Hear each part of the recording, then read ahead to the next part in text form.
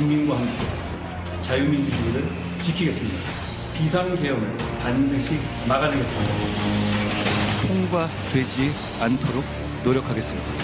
그런데 대통령의 위헌적인 계엄을 옹호하려는 것이 절대 아닙니다. 대한민국과 국민을 지키기 위해서 윤석열 대통령의 조속한 직무 집행 정지가 필요하다고 판단합니다. 성립되지 않았음을 선포합니다. 혼란을 최소화하기 위해서 대통령의 질서 있는 퇴진을 추진할 것입니다. 국민의힘 한동훈 대표가 윤석열 대통령의 질서 있는 조기 퇴진을 공식화한 뒤 열린 첫 지도부 회의. 담화 내용을 두고 질문이 쏟아졌지만 한 대표는 답하지 않았습니다. 통해서 질서 있는 조기 퇴진 좀 논의를 하실까요? 질서 있는 조기 퇴진 관련해서 구체적인 방안이나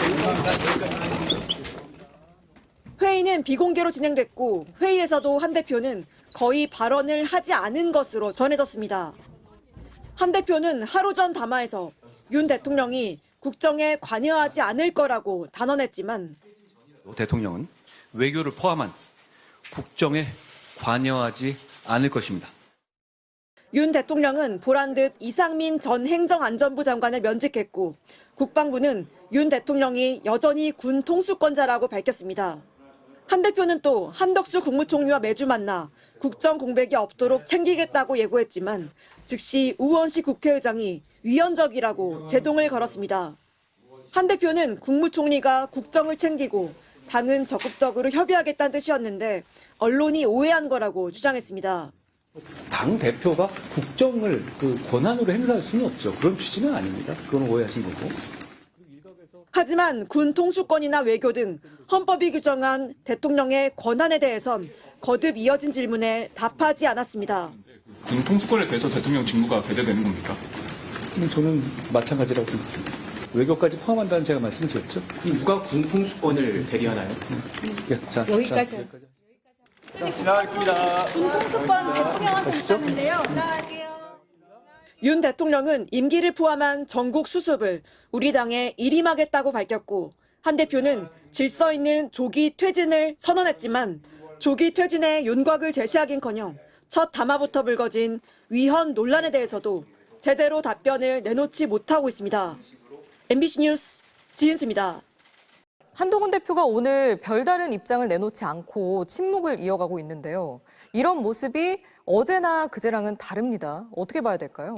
네, 쉽게 이야기해서 한동훈 대표의 스텝이 꼬였다 이렇게 평가를 할 수 있습니다. 한 대표는 어제 오전에 국민의힘 당사에서 담화문을 발표했죠. 국무총리와 당이 협의해 국정을 챙기겠다 이렇게 말을 했습니다. 그런데 오후에 국민의힘 의원들과 잇따라 회동을 가진 뒤에는 당대표가 국정 권한을 행사할 수는 없다며 한 발짝 물러섰습니다. 10여 명의 친한계 의석을 지렛대로 탄핵 소추를 막아내고 전국을 주도해 나가려는 의욕을 보였지만 위헌 논란이 불거지고 예상 밖의 거센 반발이 이어지면서 난처한 입장에 처한 모양새입니다. 네, 스텝이 꼬였다. 이 소통령 행세하냐 이런 비아냥이 나오는 게 한동훈 대표 입장에서도 부담스러울 것 같긴 한데 또 어떻게 보면 한동훈 대표가 권한도 없고 뭔가 취할 방법이 별로 없는 것도 사실이잖아요. 네, 그렇습니다. 사실 질서 있는 퇴진을 하겠다라고는 하는데 한동훈 대표나 한덕수 총리가 그 답을 내놓을 위치에 있지는 않습니다. 네.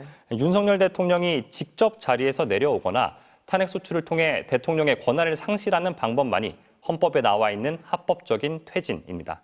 이 두 방법을 제쳐두고 질서 있는 퇴진을 한다 이렇게 말을 하는데 당장 구체적인 방안을 물어봐도 대답을 못하고 있거든요. 감당이 안 되는 걸 덥석 받아놓고 이러지도 저러지도 못하는 형국입니다. 한 대표나 여당 입장에선 최대한 시간을 끌어서 조기 대선에서 유리한 고지를 차지할 방법을 찾고 싶을 텐데요. 문제는 수사가 급물살을 타면서 이런 전략도 먹히지 않게 됐다는 겁니다. 질서 있는 퇴진 로드맵을 빨리 내놓으라는 게 국민 여론인데 여기에 제대로 부응하지 않으면 한동훈 대표도 여당도 정치적으로 궁지에 몰릴 수밖에 없습니다. 네, 이번 주 토요일에 탄핵소추안 표결이 예정돼 있는 만큼 또 한 주가 급박하게 흘러갈 것 같은데 이번 표결은 결과가 좀 달라질까요? 기류 변화는 분명히 있다 이렇게 말씀드릴 수 있습니다.